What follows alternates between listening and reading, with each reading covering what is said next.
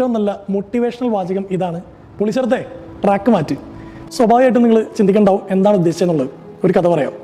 വ്യത്യസ്തമായ നിയമങ്ങളുള്ള ഒരു നാട്ടിൻപുറം. അവിടുത്തെ എല്ലാ കാര്യങ്ങൾക്കും ഒരു വ്യത്യാസമുണ്ട്. ഈവൻ പണിഷ്മെന്റ് പോലും ഒരു പ്രത്യേകതരം രീതിയിലാണ്.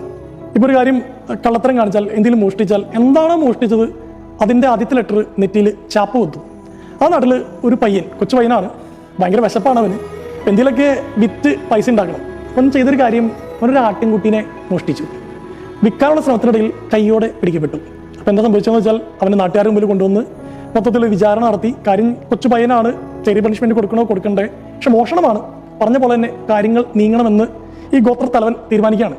അങ്ങനെ ഷീപ്പ് എന്ന അതിൻ്റെ ആദ്യത്തെ ലെറ്റർ എസ് അവൻ്റെ നെറ്റത്ത് ചാപ്പ് കുത്തുകയാണ്. അതിനുശേഷം പുറത്തേക്ക് ഇറങ്ങുമ്പോൾ ആളുകൾ അവനെ നോക്കുമ്പോൾ അറിയാം, അവനാ ആടിനെ പൊട്ടിച്ച പയ്യൻ. എല്ലാവരും അവനെ ആടുകളിൽ നിന്നൊക്കെ വിളിക്കുന്നുണ്ട്. കാരണം എന്തെങ്കിലും മോഷ്ടിച്ചവൻ്റെ നെറ്റത്താണ് ചാപ്പ ഉണ്ടാവുള്ളൂ. ഈ മോഷണത്തിന് ശേഷം, ചാപ്പ കുത്തിയതിന് ശേഷം ഈ പയ്യൻ്റെ ജീവിതത്തിൽ ചെറിയ മാറ്റങ്ങൾ ഉണ്ടാവാണ്. അവൻ ആടുകളെ കുറച്ചുകൂടി സ്നേഹിക്കാൻ തുടങ്ങി. അതായത് എവിടെയെങ്കിലൊക്കെ ഒറ്റപ്പെട്ടു പോയ ആടുകളുണ്ടെങ്കിൽ അവരുടെ ഉടമസ്ഥർക്ക് ഈ ആടിനെ കൊണ്ടുവന്ന് കൊടുക്കും. എവിടെയെങ്കിലും ഒരു ആട് പരിക്കേറ്റ് നിൽക്കുന്നുണ്ടെങ്കിൽ അതിനെ ശുശ്രൂഷിക്കും. ആടുകൾക്ക് ഭക്ഷണം, ഇലകളൊക്കെ ഇട്ട് കൊടുക്കും. ആടുകളെ നോക്കുന്ന ഒരാളായിട്ട് അയാളുടെ ജീവിതം പിന്നീട് ജീവിച്ച് തീർക്കുകയാണ്. വർഷങ്ങൾ ഒരുപാട് കടന്നു പോകുന്നു. 50ഓളം വർഷങ്ങൾ കഴിയുന്നു. അവിടെ ആ നാട്ടിൻപുറത്തെ ഒരു കൊച്ചു കുഞ്ഞ് തൻ്റെ ഗ്രാൻഡ് മദറോട് ചോദിക്കുകയാണ്, അമ്മമ്മ, ആ അങ്കിളിൻ്റെ നെറ്റത്ത് എന്താണ് എസ് എന്ന് ഇങ്ങനെ എന്തോ കുത്തി വരച്ചിരിക്കുന്നത്, എന്താണ് അതിൻ്റെ അർത്ഥം?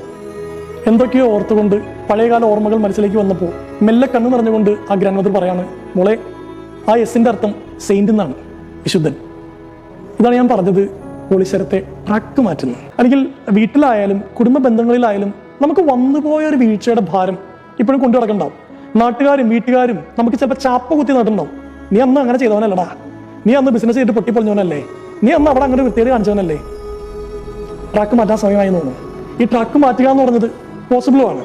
അപ്പോൾ നിങ്ങൾക്ക് എല്ലാവരോടും എനിക്ക് ആശംസിക്കാനുള്ളത് ഈ ഒരു കാര്യം മാത്രമാണ്. വേണമെങ്കിൽ പ്രിന്റ് എടുത്ത് വീട്ടിൽ വയ്ക്കാം കേട്ടോ. പോലീസരത്തെ ട്രാക്ക് മാറ്റാൻ സമയമായി. Thank you.